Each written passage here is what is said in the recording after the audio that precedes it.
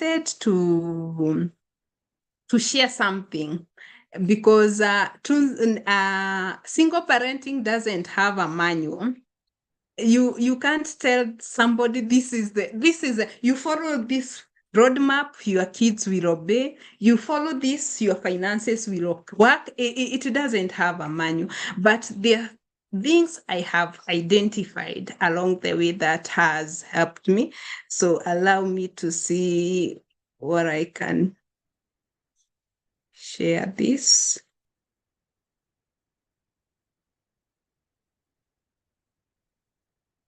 And just from the title, where we are talking about the happiness and handles, I was trying to look at, from my experience, what do I celebrate most from this journey?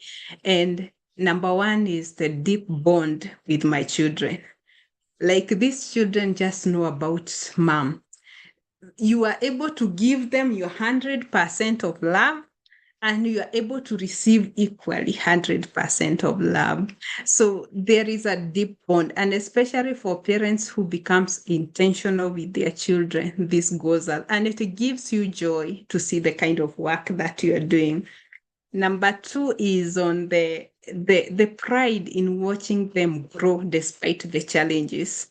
You reflect and look back and see there was a time, Yani, you were sleeping on the floor, or you could not afford a meal, or you took them into just any school because you couldn't afford fees for a better education for them.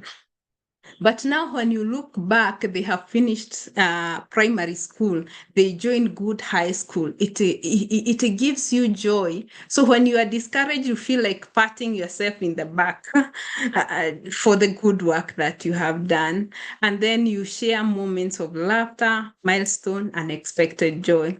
With this, it's a kind, you say, Mom, let's go here. Yeah. Yani, you make a decision, and especially something that you can just play in the house. Yani, there's no restriction. And there is a lot of joy when it comes with that. But just as I said, it's happiness on one hand, handles on the other hand. And from the moms that I've related with, most of the challenges that we have encountered is financial constraint. You don't know, sometimes rent ni wewe, bill ni wewe, education ni wewe, clothing ni wewe. Like, every coin that is to be used in that house, it's on you. And we thank God for those daddies who support the moms, irrespective of whether they are together. Salute to them. And I also encourage single moms, if in a case where the father of the child want to be in the picture and want to be supportive, please don't, please accept it, yeah, for your sake and for the sake of the child. So most of the biggest challenge is on finances and career balancing.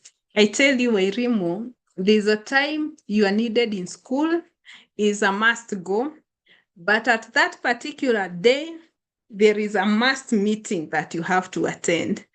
And I can tell you so many times that I've been so guilty for not fulfilling the role of a mother in that child at that particular time. Even the other day, it was, what were they calling them? This cultural day.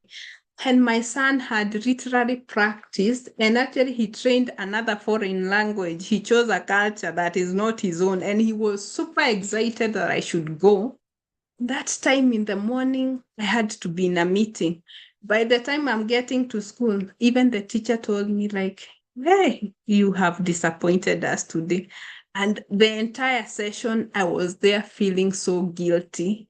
And I was wondering, did I do the right thing, choosing my job over attending my kids' event and all that?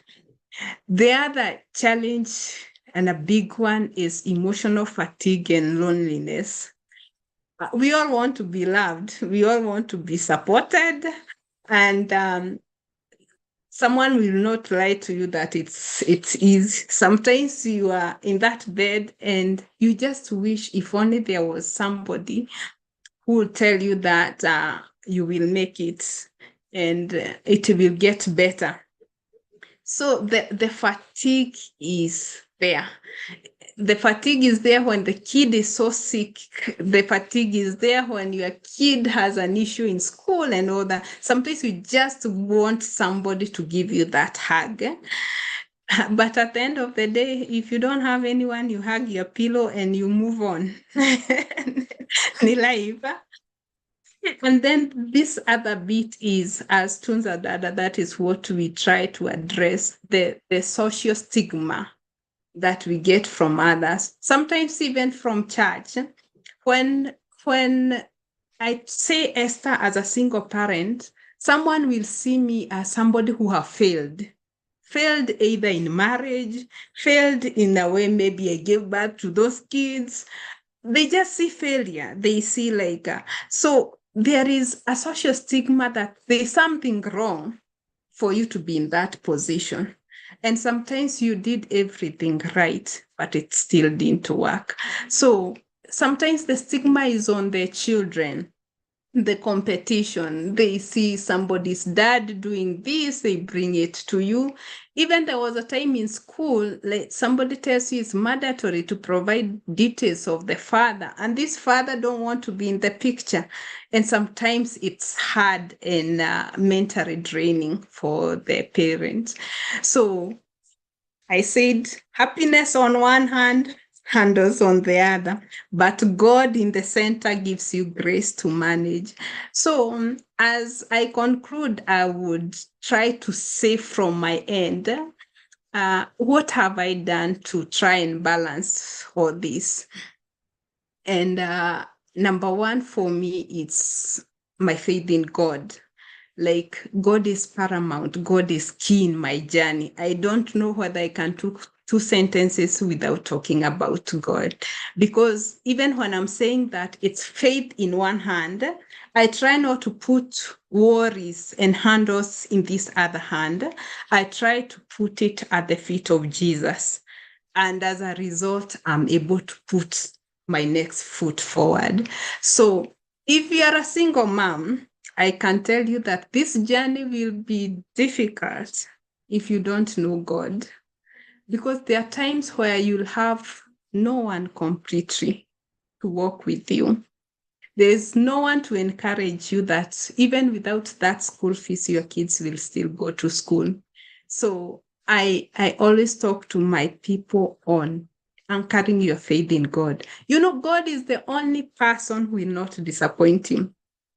Because let me tell you another thing, as a single mom, you'll be taken advantage if you're not careful. Because somebody will see Esther who is struggling to bring up a teenage mom, and they want to come in the name of meeting that need. And because now I'm vulnerable, this is what I want. I may find myself falling into it. But now you see, when you have faith in God, He'll give you discernment for you to know whether this you are doing is right or wrong.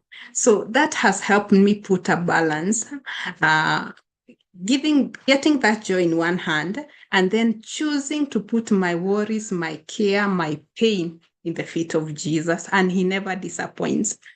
And then the other bit that helped me in this journey is becoming self-aware. Do you know yourself? Who are you? Yeah. Just knowing that I'm a child of God, I'm fearfully and wonderfully made, that God didn't document all those mistakes. You know, people document, they tell you, ukapata wa kwanza, na ukapata wa pili, and this one and this, and they'll count on one time that you failed and another. But when I'm aware that, you know, with my loving Father, He has not kept a record of that. And then knowing that He cares for me, and then that He forgave me where I erred, and then forgiving myself. Because sometimes you will sit and think, maybe I should have done better. Maybe I should not have given in. Maybe I should have taken have the due diligence on that relationship. So I encourage mom, forgive yourself. Yeah, forgive yourself so that you can take care of those children. And then even on this other partner who is not there in the life of the children, just forgive them. Yeah. Have you forgiven your partner? Whether it's an ex-husband, whether it's somebody who just even didn't accept the pregnancy, you will not manage in this journey if you carry the burden. So these many people. So becoming self-aware, it has really helped me. For me, like my concern is what is my relationship with my God and my children? And then like am I doing what God intended me to do? And then now this other bit is on the self-care. Because as much as there are children there, I still exist as Esther, a young girl with this desire. What will help me like maneuver in all this? So having a self-care routine is what will help you put a balance to this. There are times, even if those kids, you love them, you don't want to see them. You need a break. So going somewhere, for me, what works for me is when I work out. It doesn't matter whether I work out at home or go to the gym. Like the moment too I sweat, I feel just so good. And then I love sleeping. For me, I cannot exchange sleep with any other thing. If I'm not committed with all that I'm doing, I love sleeping. So that is me. Somebody else would love watch Netflix and all that. I would watch, but I even don't do series most of the time because it may affect what I love most.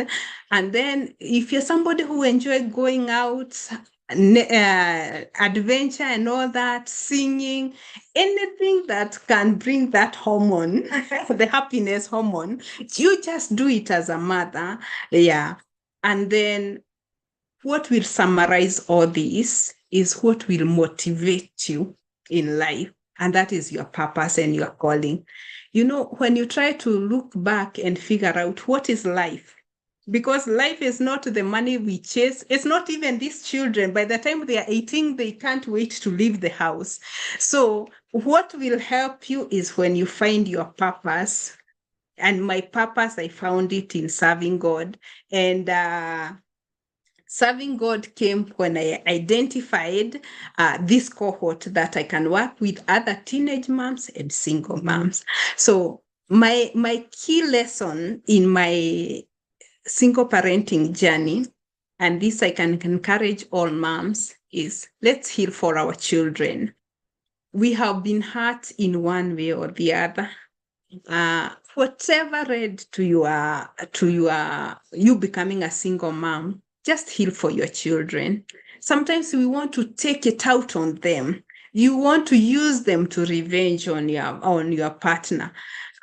But we are bringing them up, and now you're spoiling now the next generation. But when we heal when we heal, our children will equally heal even from these fatherhood gaps, because you'll sit and tell them like it was not your dad's mistake, it's not my mistake, but this is where we are at this moment. And then this other bit, because we it's the stigma around is how we date, how we move around. We all have our different levels of how we want to do it, but let's do it with dignity, and especially in front of our children. Sometimes we find moms, yes, because you don't have a partner, your kids can see. Actually, they can even tell from the phone who you are talking to. And whether it's a real uncle or an uncle, they will see that. So let them not see that big picture that even if we don't have father in our house, that has not opened doors for our mom to be this and that. Yeah, so that is what I encourage moms to be. And then you can never go wrong when you serve God and you serve your community right where you are. You will find there is somebody to encourage and somebody to work with. Even if it's that young girl you are seeing, a high schooler, you just find a way of, your story is there to inspire somebody at whatever level that you are in. So serving God brings a lot of fulfillment in your life, because there's something that I noted, and this changed my life, is that your pain is not for you. Your pain is for somebody else. And then those who learn from that pain will go far. So I'm trying to learn how to share my story. It doesn't matter whether somebody will judge me. I'll be able to tell that girl, like, focus on your education, do the right thing. Yeah. Yeah. So for me, I serve God through TUNZA DADA. And TUNZA DADA, what we do, we are just a community-based organization. I have a group of friends and partners who help us do this. We offer psychosocial support to the teen moms and single moms. And this is just about like mental wellness. Uh, when that child is so disobedient, doesn't go to school, and you don't know who to talk to, we have now that community that we can come and share. So that is the main agenda of this, is just psychosocial support. And then, because we said one of the handles is financial constraint, we try to do some economic empowerment program, because there's that teen girl who is in school, actually doesn't have a shilling and needs diaper for the kid.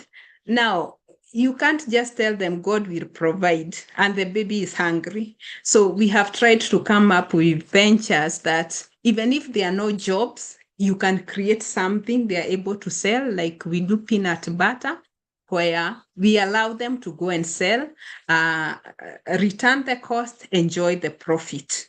So even if somebody wants like 500, sometimes you don't have, but you can tell them what to do. So we provide that platform, and we are intending to go big on this, and we trust God that He will open doors for us.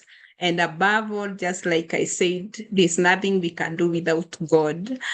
So spiritual nourishments, we do like online Bible study.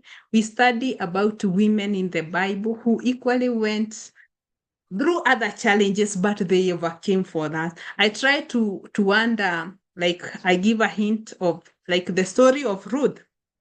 Ruth, the husband died when she was still young, and they didn't have a baby. So I try to, what did Ruth go through? Like, and then later on her journey, the mother-in-law advising, go to this man, woo the man, let the man decide, So I try to see the biblical aspect and trying to bring into the modern woman.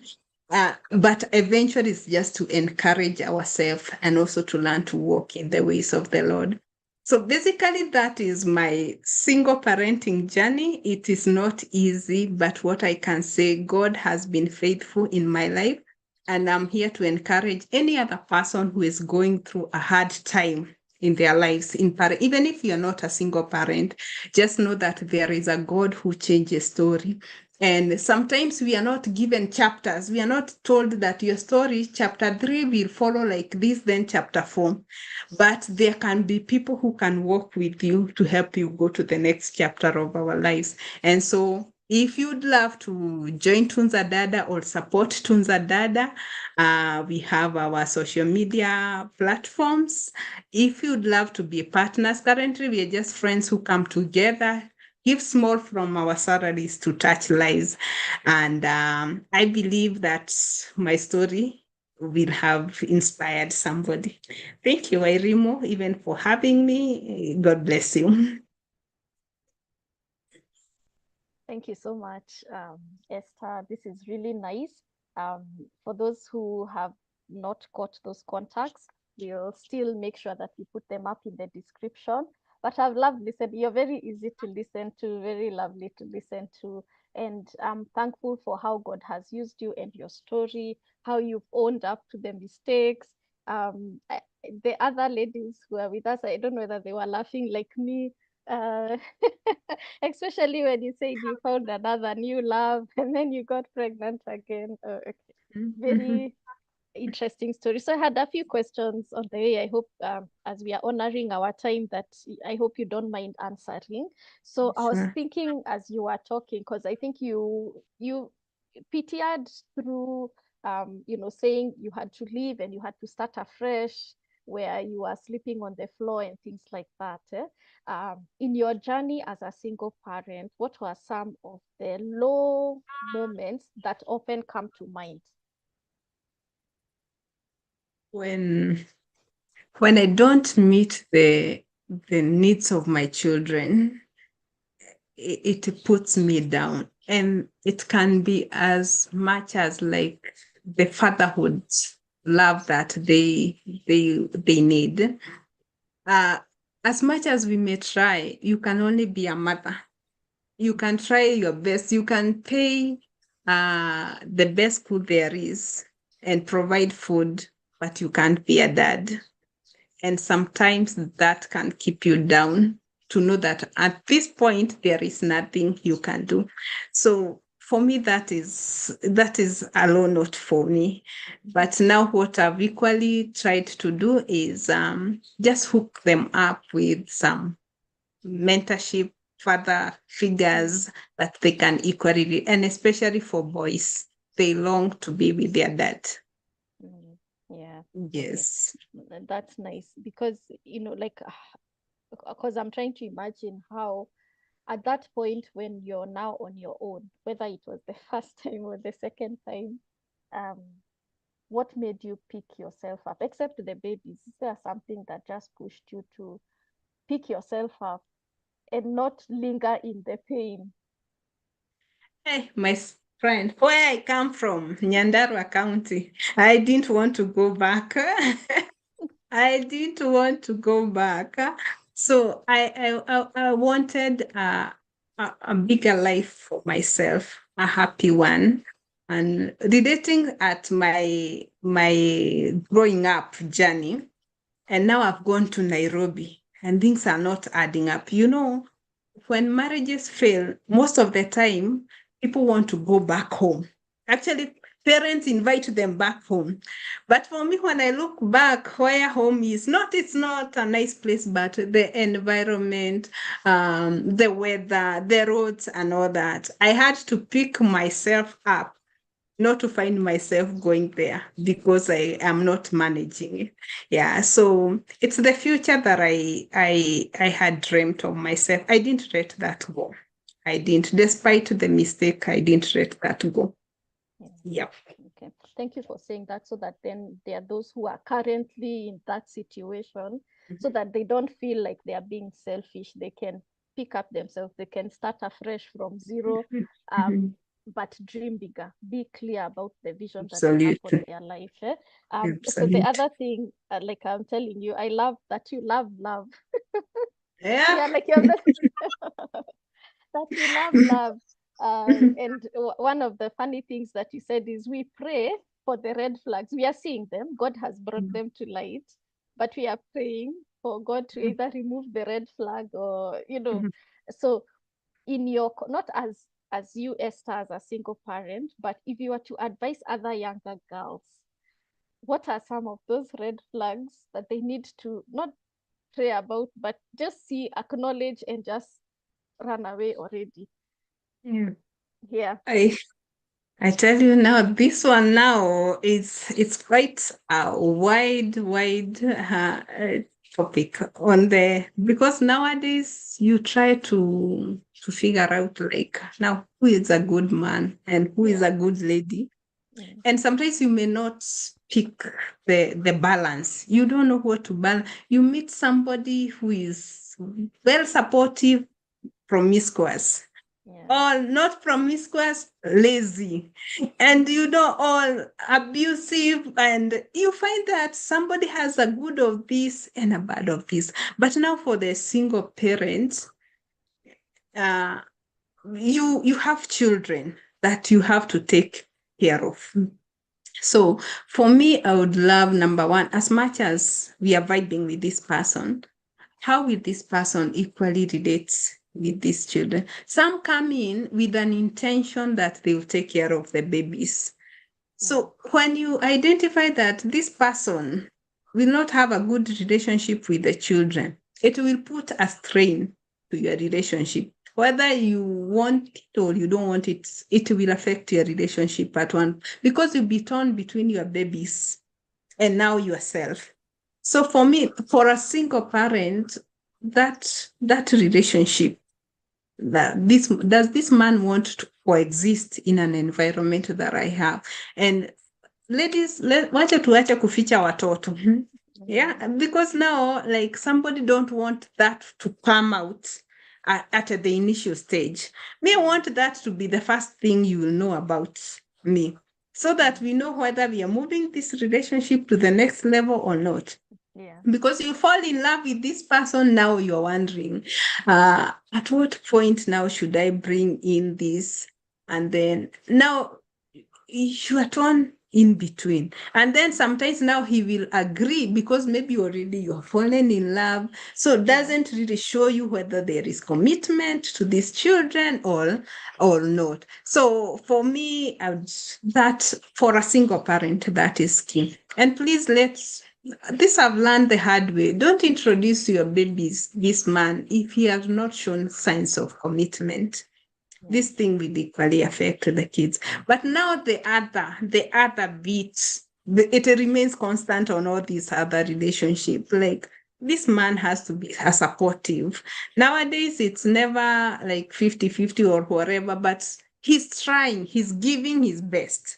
Because things are changing. Today you have a job, tomorrow you don't have a job. But as long as somebody is really working hard, that goes a long way. And for me, the values that I go for is their relationship with God, and not speaking in tongues, because now they are also full there in church and you cannot actually equally recognize them. But those virtues, how being kind, being loving, being forgiving, or you'll find them when somebody have a good relationship with God. So if somebody doesn't have those, even if somebody have a weakness and they love God, God has a way of making us just kneel down and seeking repentance. But you find there some people, their ego is up there. They're wondering, what are you telling me? Yeah. So for me, that is what I would look for. And if you're not having that, for me, I would run. Yeah. Okay. I Yeah. like those are some of the things, somebody who is listening who hasn't given up on love should at least go with your eyes open for Yeah. yourself, to guard yourself and also your children, because you Absolutely. would be hard together. So how do you have these hard conversations with the babies when somebody is living your life? How do you tell your children? Yeah. It's a tough one. It's tough because, number one, you are there because maybe there's a reason why their father is not in the picture, and you have tried to explain that. So if now you introduce another party and that person is equally living, they'll reach a point they're wondering. So the issue now is our mom.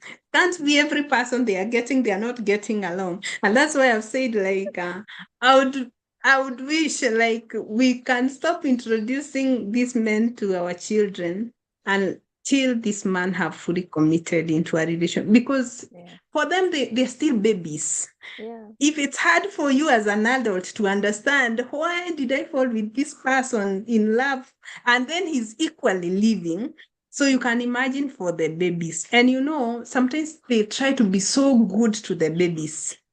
They'll bring gifts, they will want to play with them. Now, when they leave and there was a gap already, it will be so difficult for the babies.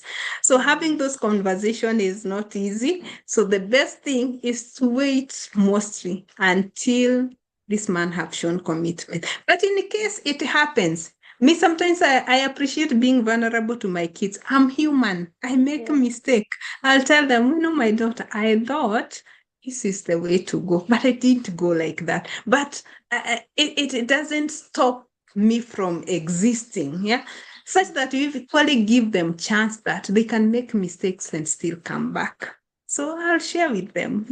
Okay. Thank you for Yes. clarifying that. I love, allow me to go back to some points that you gave. Number one, you said it's not good for where the parent, the father, because now we are talking to moms, where the father wants to be in the lives of the children, that as mothers, we should not refuse. Nice. Yes. Mhm. Yeah. So are there things that you can guide a mom, whether it's through TUNZA DADA or as Esther, like this is the conversation you need to have with this parent before they are given access to their child, because what if they hurt them again?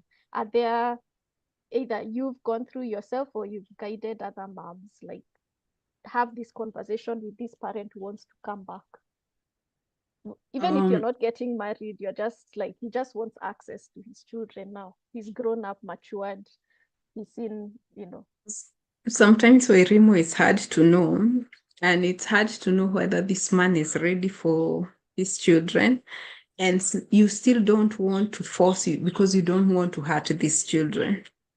Number one, he has been absent, and you figure out, am I introducing this person and then this person will equally disappear again? And now the kids will even have more question. They'll feel rejected. They will walk with a feeling of knowing their dad, but feeling rejected too. So if your partner is ready, you can have the conversation yourself first. And then to the extent, have you healed, the two of you? Because you'll find that there are people who are still blaming each other. You left me. Now I can't give you school fees. I can only support if you are here. You see? So if you put your kid in such a mix, it will bring issues. And also consider that most of these, our past partners have moved on. They have families now. The coexisting of this family, you see, it's not a very easy scenario. So it's only easy if these two people have healed and can have a conversation that at this point it's our kid that we have interest on.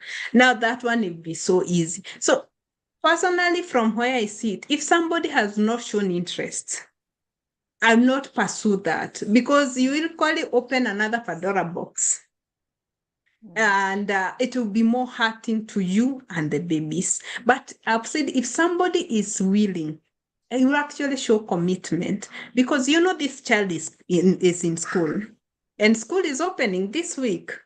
Did that person try even to reach out, or to even send school fees, or to even say, may I see the kid before they open? So there'll be some green flags to let you know that this person is open for that conversation. But if it's not there, me would say that you don't force. Sometimes it hurts the kids more.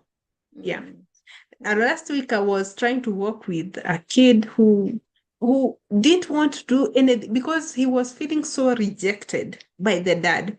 Because now he knows the dad, he knows where the dad works and what the dad does, but now the dad doesn't want the same to the kid. At that point, it will be so difficult to work with this baby. Yeah, yes. Okay. So it's still the same, you have to really, as a single parent, you have to really think through what is the Yes, best thing for my exactly. child. Yeah, Yeah. and So, heal and seek counseling, even for the babies. yeah. Seek counseling and see whether the other partner, you are at the same level, whether they want the best for the child. Yeah. Because Yeah, that point on healing, heal for your children. You said yeah, heal for your children. It's yeah, it's because a lot of us as moms will just use these children as the punching bags, as exactly. the, because they can't do Mm-hmm. anything. So they Yeah, become the exactly. recipient of our Mm-hmm. bitterness, our Yeah. unforgiveness, and things Mm-hmm. like that. Yeah. So you've Correct. worked with moms who are in that healing stage. Mm-hmm. What was the before and after? Like, you know, especially in their children's lives, for moms you have walked along with, from this bitterness, almost revengeous stage, to reaching a place where they've forgiven themselves, they've forgiven the other person, and now they are in their healing stages. Yeah. You see, for most of these single moms, if we were to unmute and they share their story, the good thing is the TUNZA DADA bring that platform. You know, I'm Esther who have shared my story. And sometimes I may feel like I'm the only one who did those mistakes, or I'm the only one that their marriage didn't work. But if another unmutes and talk and another one, I'll equally feel better. I'll equally see actually mine is even better. There's someone who has 5 or 6 children. There's someone who at one point even aborted.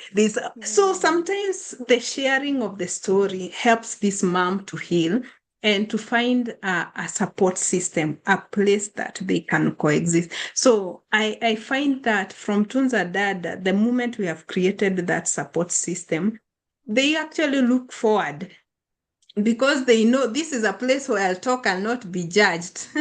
Yeah. You don't know anymore how hard it is when you appear in a ladies' seminar and somebody is saying my husband, and not that it's in a bad note, but you don't have anyone to talk about and nobody can relate to your story. Yeah. So I have seen like that healing starts just with sharing and then like encouraging them to share their story. It doesn't matter at what point you are in your life. You know, when you share, you own it. And when you own it, you want it better. So even creating a platform where you can literally say, you know, people didn't want to say they are single moms. Yeah, it's true. Yeah, but for me, knowing the works that I've done, the growth I see in my children, the achievement, I don't mind because there are mistakes, yes, but there are achievement also. There's happiness as I've seen that there are challenges and I overcome them. So for the moms, it's just creating that support system. And you can tell because they are able to put now their foot forward and dream for these children. Now, for the children, they go through a lot in school because they're equally stigmatized. You don't have a dad. Also creating a platform where there are other kids in the same category. They are even doing well. And then also connecting these kids to some mentorship. Like there is somebody I'm working with an organization called Powering Dreams, and he's doing a good job. His name is Robert. He works with these teen kids and he mentors them. So you cannot see that until now you have a community that is doing that. And you know, the kids need father figures. This is where you'll meet men of good character who will take care of these boys. So you can see some transformation of before and after. Yeah. So when you're open, it's possible for your children to thrive and for yourself to thrive. Exactly. We won't dwell on this for so long because it can also almost take another 1.5 hours. But you mentioned it in passing as well, how there's this young single women who are glamorizing being single moms and showing like it doesn't affect us. We can move on in a heartbeat. Yeah, like we can thrive even better. And you say they're not sharing the pain. If any of them were to listen to you, Esther, what would you tell them? Be honest with themselves. Deep down, deep down, we all long to have someone. I may not struggle financially, but imagine now, like I'm doing this and I'm supposed to be in my kid's school. Maybe I'm supposed to pick a kid who is sick and you're outside your town. At the end of the day, you are not self-sufficient. So deep down, we all long to have somebody. So even if not for financial support or something, the emotional bits, at the end of the day, in that bed, you truly, truly desire to have somebody. And you know, if you don't desire it, it will not come to you because even God says that He fulfills the desires of our heart. For me, it's my heart desire that this is not my permanent stage. Like eventually, we'll have another sitting, and I'll tell you that I was able to progress. And when I progress, I'll not forget this journey because I still want to use this journey to do better in my marriage and to do better in serving the community. Yes. Okay. Thank you. Thank you so much, Esther, for sharing your story. For those who didn't catch us at the beginning, you've joined us mid-conversation. I'll urge you to go rewind, and start again, because it's very powerful.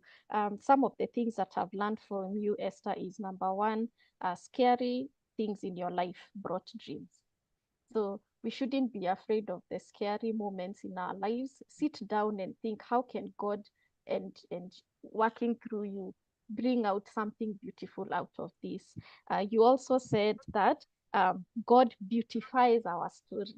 So you Yeah. don't remain in that place of shame, that place of, because I think society, I don't know how long it will take, but for right now, single moms are still looked at with Yeah. terrible eyes, very high judgment, without anybody coming to ask you, Esther, how did you become a single mom? Because there's a Mhm. widow, there's somebody who, there's so many reasons how somebody became a single mother. But for Mhm. now, to just know God beautifies our stories. You Mhm. also said, you asked yourself a question: how do I rise after a mistake? So that was very powerful questions that you asked yourself, so that you Yeah. don't linger in that Mhm. space on the Yeah. ground, which I Yeah. think people love being victims too much. So you stay Mhm. while your story is painful. Don't stay. Ask yourself, like Exactly. Esther, how do I Mhm. rise above Mhm.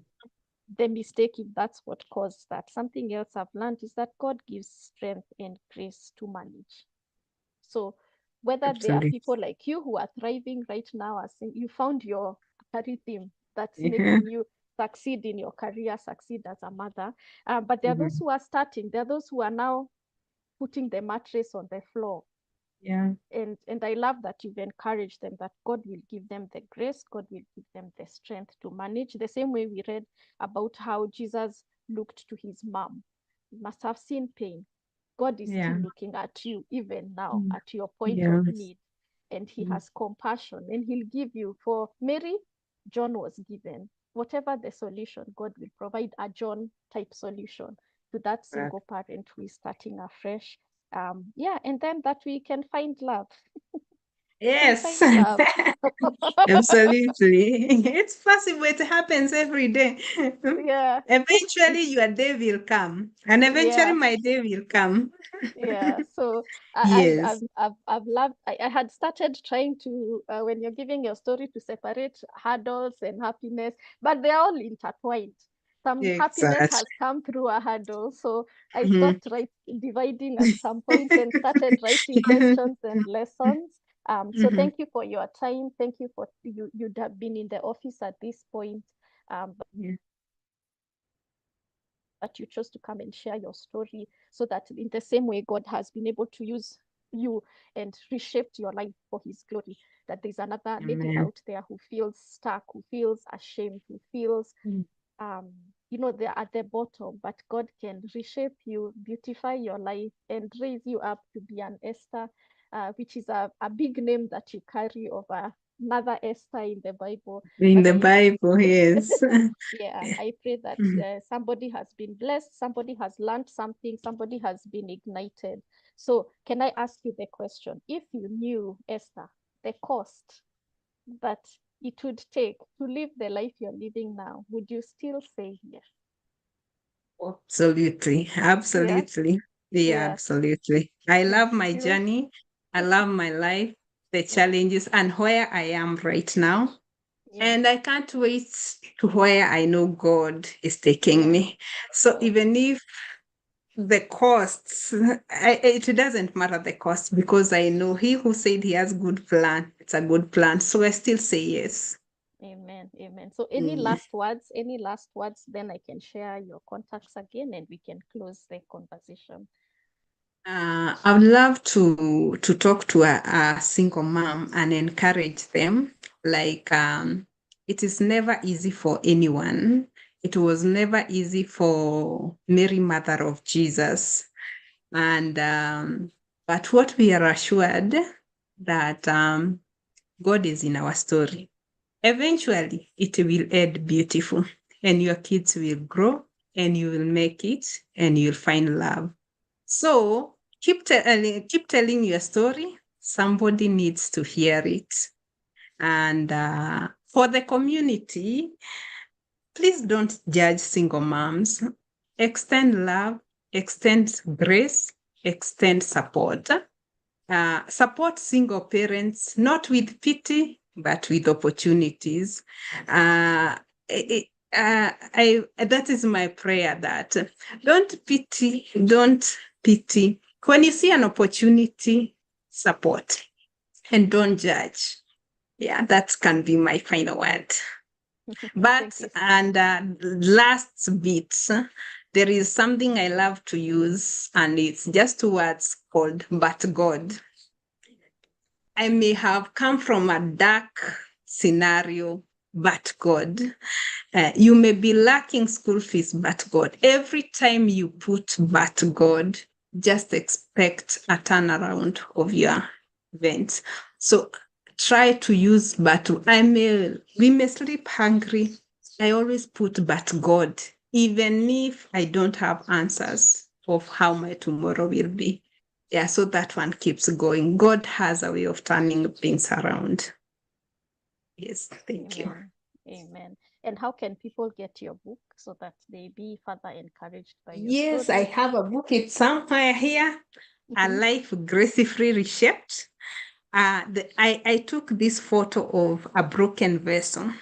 That is how I got my cover page, like a broken vessel that maybe people can ignore, but God has a way of reshaping it and serving a purpose. So that's how I took that. Even though my life was broken in one way or the other, the potter have a way of reshaping it and reusing you. So my book is in Amazon.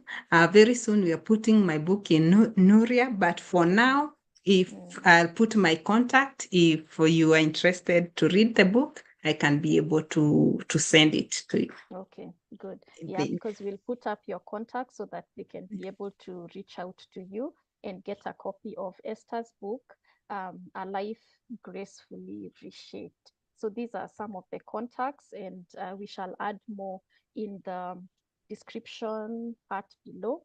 So again, remember, ask yourself that question, that if you knew what it would cost you, would you still say yes?